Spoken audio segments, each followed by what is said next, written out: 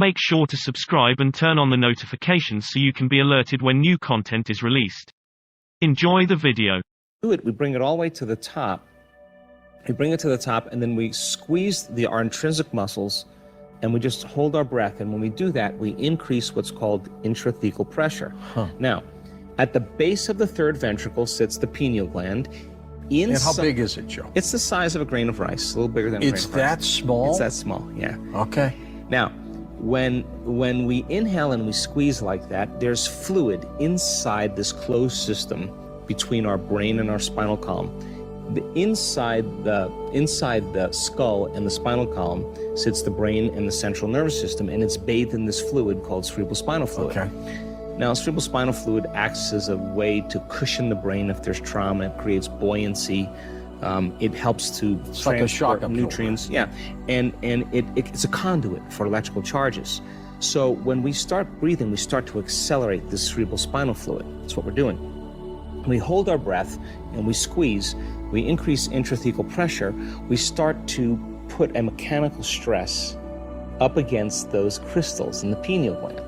Now, there's research, and I have the articles, that says the pineal gland has piezoelectric properties. Now, what the hell does that mean? Piezoelectric. Take a mechanical stress and turn it into an electrical charge. So by applying that stress against the pineal gland, you begin to tap against those crystals, and it begins to produce the electrical field. And that field begins to stretch out as far as it can. When the crystals can't stretch anymore, the field reverses. And when the field reverses, it compresses the crystal again. And when the crystals are compressed, it creates another field. And now you got a little antenna going there. So as you keep practicing this, you keep causing that little gland to become like a radio antenna. That's amazing. And all of a sudden, the person goes super lucid. They have a transcendental moment. And that transcendental moment typically changes them forever. How could a little gland be so powerful? Thank God it's little. Well, 80% of the people in the Western world have calcified pineal glands because of fluoride. In fact, the fluoride, the negative charge of the fluoride ion binds with the positive calcium crystals, and so it tends to create this toothpaste kind of calcification in the pineal gland. Joe, what are you seeing worldwide with people these days, with everything they're being bombarded with? I mean, it's a very strange time period. It is really strange. Are you seeing that with people? Yeah, well, they're frustrated, they're angry. more irritated, they're more frustrated, they're more impatient, they have less attention spans, they're out of balance. So you help them calm down a little bit. Well, the process of them setting their cell phone down, shutting off their computer, disconnecting from their Facebook, is they're part of the retreat, right? Because all of those things remind them of who they are as a personality. So at the workshop, that stuff's gone. Gone. And we do walking meditations, standing meditations, laying down meditations, sitting meditations. Why? Because I want people to keep practicing it in every single way they can. So when they leave the event, they've become it. And so it's not about people's wealth, it's not about their health, it's not about their new relationship or their new job, it's who they become, right? Because no one can take that away from you. Well, you've been doing this for a long time. Did you ever think, when you started it, that you would be healing people this way? No, I actually didn't. And I keep telling my staff, I feel like I'm waking up in my dream. It's really, I'm so blessed. And so... and it happened to you, and you changed your life. I wouldn't be sitting here if I never had that experience. What do you say to somebody who is angry, unhappy, their life is miserable, and there are many out there with that? What do you tell them? I tell them you got to start at some point. All those emotions, all those limited emotions, they're not hurting anybody else but you. And it's a scientific fact. The long-term effects of those stress chemicals push the genetic buttons that create disease. And so sooner or later, you got to give that up. Sooner or later, you have to decide that there's another way to live. And people are doing it. And if anybody else can do it, you can do it. And you have no doubts at all at this point that this works? I think I do have doubts, and I think I have healthy doubts. I don't know that we can live forever. although we have the gene for immortality, I don't know. I think it's healthy, George, to take a methodical approach. In other words, you heal yourself, and then you ask, can I heal somebody else? Then you witness somebody else be healed. Then the next question is, can I heal somebody on the other side of the planet? Well, consciousness is non-local. What piece of knowledge or information can I integrate into my next experience? So I think it's an evolution. It's unrealistic to say you're going to be an astronaut or go to the moon without the training, right? So I'm very careful about a very methodical. You have to be ready. And step by step, right? You got to go methodically, step by step. So I've been super patient in this process and getting people to certain levels without going too fast. Because the moment you do that, it's going to shut certain people down or it's going to discourage them. So I do my best to move a community of people all at once without leaving anybody behind. You know, I wanted to be a national broadcaster all my life since I was 19 years old. It never would have happened if I didn't prepare myself for it. Exactly. I had a goal, I had a direction, that was all fine.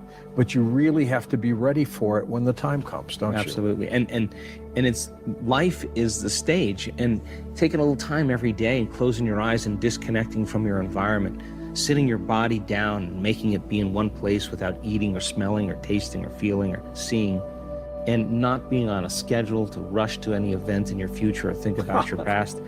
That is the meditative process. And just like an actor rehearsing her role or his role, who do you want to be when you open your eyes? Yeah. And just get into that state and then maintain that modified state of mind and body your entire day. And if you can, you're going to see those synchronicities and those serendipities and those opportunities and those coincidences happening around you. And now you don't have to go anywhere to get it. It's kind of coming to you. And I think that's right there. And before you heal the body, you heal the mind, don't you? You cannot have a healing without a spiritual healing. It just is impossible. Joe, thanks for being on Beyond Belief. You're welcome. You're one of a kind, my friend. Thank you. How many people have you helped in your career? Oh my goodness. I have no idea. I actually have no idea. Whether it's 1 or 1 million, that's all that matters. Yeah, I listen. You know that? I sleep well at night because I now know that we're helping people, and that's what matters to me. Well, so I now know that we can regulate genes, and when those genes become regulate, they make proteins that begin to heal the body. So it's not uncommon then. The reason I did the research was because we have a lot of students in our work that were diagnosed with cancer. And cancer, of course, then, every time a person hears the word cancer and they're given that diagnosis, first emotion that they feel is fear.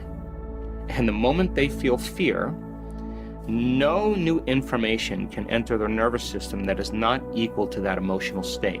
In other words, they'll only accept, believe, and surrender to the thoughts equal to that emotional state.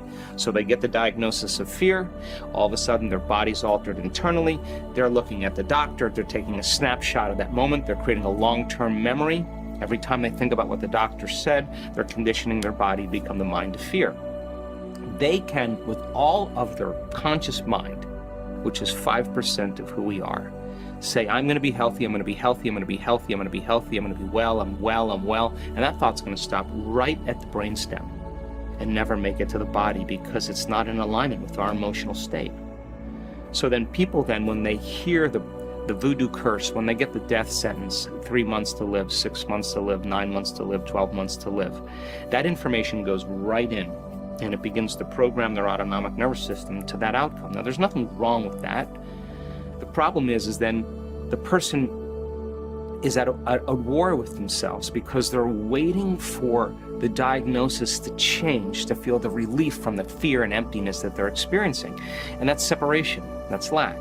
What we now know is that change a person's emotional state and teach them how to regulate those states, not just for 5 minutes, and we have people that have mastered it, that can regulate heart coherence or an elevated emotion for an hour. So think about this. You change a person's emotional state from fear to gratitude. The emotional signature of gratitude means it has already happened. People give thanks when they get something, so gratitude is a state of receivership. Change a person's state to a state of gratitude, then they will accept, believe, and surrender to the thoughts equal to that emotional state, and they begin to program their autonomic nervous system into a different destiny. So that's the easy part.